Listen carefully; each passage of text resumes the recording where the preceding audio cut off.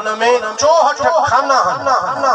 वो जेके रांदी ये खेडंदा आहिनि शतरंजी उनखे ख़बर आहे जेसि 64 खाना वो ताजुब जी ॻाल्हि कहिड़ी आहे हज़रत फारूक आदम गर्द करे थो क़िबला इन एतिरे नंढड़े बोरड ते जंहिंमें 64 खाना रांदि जॾहिं उनमें खेॾी वेंदी आहे भली को 10 भेरा खेॾे लख भेरा बि खेॾे पर जेका चाल पहिरीं रांदि में हूंदी ॿी रांदि में वरी मुख़्तलिफ़ टीह में मुख़्तलिफ़ चौथीअ में मुख़्तलिफ़ माना लख भेरा रांदि खेॾी वञे पर हर भेरे पहिरीं चाल खां चालबाज़ी मुख़्तलिफ़ हूंदी हिक चाल कान हलंदी मूंखे ताजुब आहे हेतिरो भोरडा छो अचन में खाना लख भेरा रांदि खेॾी वञे त हर भेरे चाल हुनजी मुख़्तलिफ़ हूंदी आहे हज़रत अमीर उमर फरमायो तू इन बोर्ड फुट वारे जी ॻाल्हि करी थो मां तोखे थो ॿुधायां इंसान जो मोह हिक गिराठ जे बराबरि आहे अरब माण्हुनि खे हिक जाइ ते बिहार पर हिक माण्हूअ जो मोह ॿिए माण्हूअ जे मोह सां कोन मिलंदो वरना माण्हू जॾहिं शक्ल ठाहींदो आहे भला 5 शक्लुनि खां पोइ 10 शक्लुनि खां पोइ 100 शक्लुनि खां पोइ 1000 शक्लुनि खां बाद में थी सके तो आखिरी शक्ल पहिरें शक्ल जहिड़ी थी वञे पर त खरबे माण्हू बिहार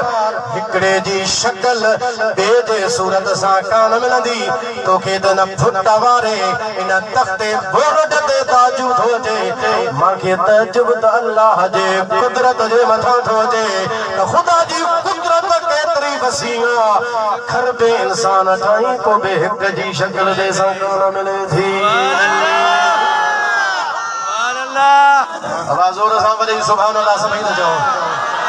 पर उहो दौर फिक्र परंद जो कोन हो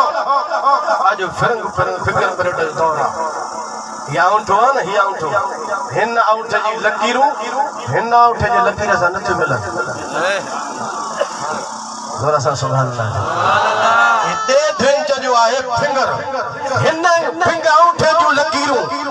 हिन ऊंठ जे लकीर सां नथियूं मिलनि कार्ड ठहे थो पासपोर्ट ठहे थो लखन करोड़नि अरबनि माण्हुनि जा कार्ड पासपोर्ट खरबनि माण्हुनि जा शनाख्ती कार्ड ठहिया पिया आहिनि हीअं ऊंठ जो हण कंहिं सां मुशाबिह कोन थींदो उनजो बायोडेटा निकिरी ईंदो जंहिंजो हीअ ऊंठ खरबे ऊंठा लॻल कंहिंजो ऊंठो ॿिए जे लकीरूं नथियूं हला ऊंठ आहे हिन में लकीरूं घणियूं हुजूं हिकिड़े जी लकीर ॿिए सां न मिलंदी लख माण्हू बीहारियो अरब माण्हू बीहारियो खरब माण्हू बीहारियो हिकिड़े जी ऊंठ जो ॾेढ इंच जो ऊंठ आहे उन जूं लकीरूं